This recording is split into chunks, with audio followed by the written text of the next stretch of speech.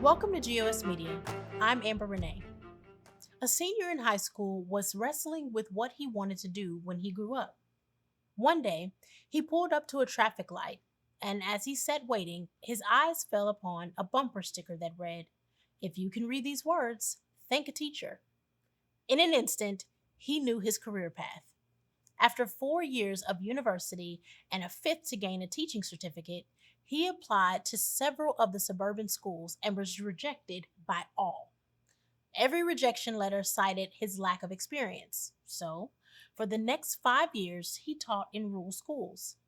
During the summer break, he again applied to suburban schools, and to his excitement, he was invited to teach at one of the most prestigious schools in the state.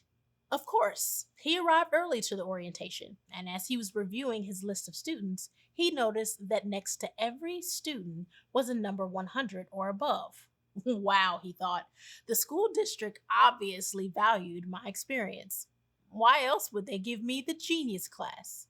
Realizing such, he was even more motivated to challenge the students in his charge.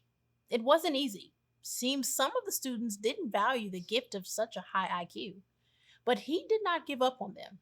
He continued to pour himself into his students and even stayed late to ensure students comprehended the advanced material.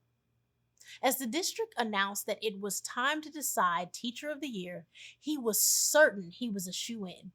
After all, he did go an extra fifth year in college and he taught another 5 years in rural schools. Besides, they gave him the genius class, and the lowest grade of his students was a B minus.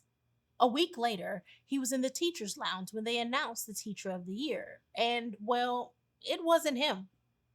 One of his teacher friends noticed the disappointment and asked him why he was dejected. The new teacher explained that he thought for certain he would be the Teacher of the Year. "Why in the world would you think such?" asked his friend. "This is only your first year in the district." "Because," said the new teacher, "I'm educated, experienced, and they gave me the genius class," he answered, showing him the student list with their IQ scores. The new teacher's friend gave a good natured chuckle and said, "Bro, that's not their IQ scores, that's their locker numbers." We can all relate to the embarrassment the teacher felt when he learned of his folly. More importantly, we ought not forget the reality of his accomplishments. Remember, he thought he had a class of geniuses, so he provided them with advanced coursework.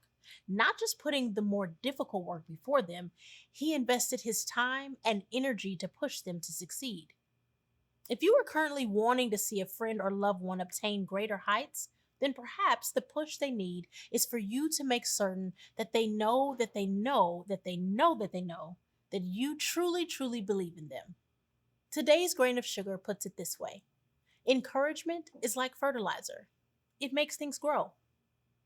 Colony, we are crawling with successful folks who are always earnestly contending to grow in knowledge, health, and compassion. How about you giving a shout out to your biggest cheerleader that has encouraged you along your journey? Your story will encourage others to keep on keeping on. Thanks for stopping by. We could use your support, so will you please like, subscribe, and share with others? Or maybe become a colony member by joining us on Patreon, or snatch up some merch from our website. Links are pinned below.